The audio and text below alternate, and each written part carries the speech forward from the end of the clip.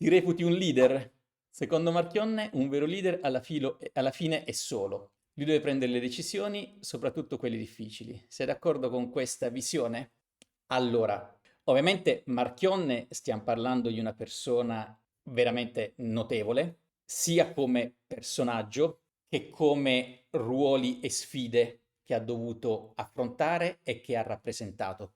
Se guardate, ci sono delle interviste, degli interventi, anzi, di Marchionne in vari congressi che sono meravigliose. Ricordo ancora quello in cui parlava del suo ingresso ad agosto non mi ricordo quale divisione dell'azienda, dice ma dove sono tutti quanti? Sono in ferie. E lei diceva, dice, ma questa azienda sta perdendo 40 milioni al giorno in lire. Dici, ma in ferie da cosa, no? Cioè, era bellissima come sintesi e come approccio. Ora, Marchione, tra l'altro, era in posizione letteralmente apicale e queste sono persone che lavorano su cose diverse rispetto alle quali lavoriamo noi. Cioè, noi lavoriamo, quando parlo di noi, parlo quelli non nel board, no? Quando sei a inizio carriera, sei nell'operatività e lavori nel quotidiano mensile annuale.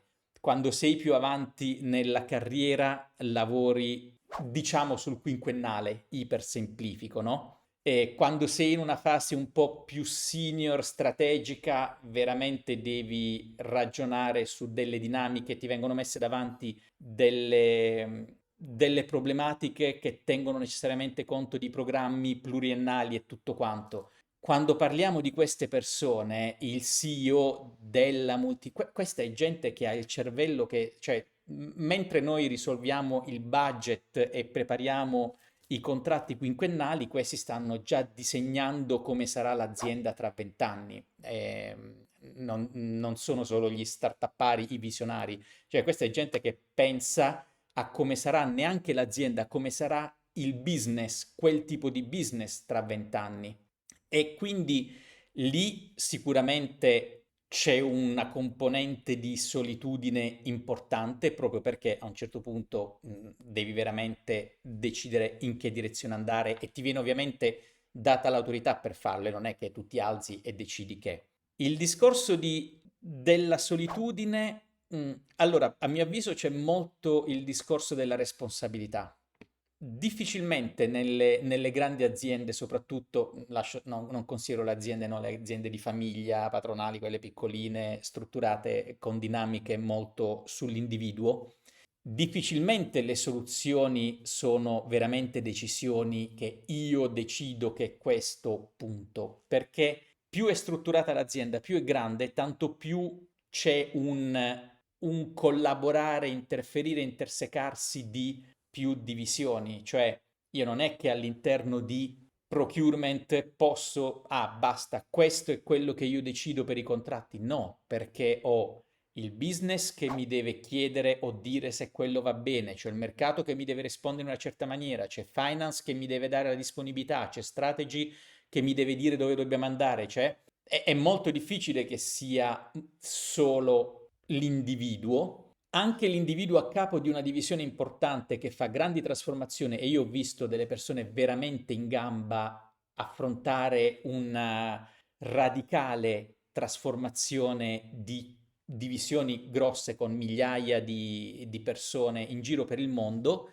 Lì, diciamo, la solitudine e la leadership sta nel fatto di avere in mente dove si vuole arrivare, ma non è mai un io decido e si va là. La difficoltà lì è io ho una visione che non tutti vedono e devo fare in modo che inizino a vederla anche gli altri, che ci sia una fase di preparazione, condivisione, in maniera tale che a un certo punto ci sia un allineamento, perché non è che tu puoi andare io ho deciso di andare là e l'azienda non lo sa o sta dietro, non vai da nessuna parte con questo meccanismo. Io sono un leader, dipende da come lo definisci. Io sono un ottimo manager, un pessimo sottoposto sotto alcuni aspetti, nel senso che io mi assumo molto la responsabilità di quello che ovviamente succede, quello che decido, e in particolare faccio in maniera tale, come tutti, non tutti quelli nella mia posizione lo fanno, la responsabilità di se qualcosa va male deve ricadere su di me, non può cadere sulle persone che stanno sotto. Cioè il manager barra leader si deve prendere i proiettili. Cioè ci sono dei momenti in cui ti capita di dire alle persone, ok, questo è chiaro, ora me la vedo io, non è vostro lavoro partecipare a determinate riunioni, a delle cose brutte o prendersi la cascata di problemi, perché quello è il tuo compito, sia portare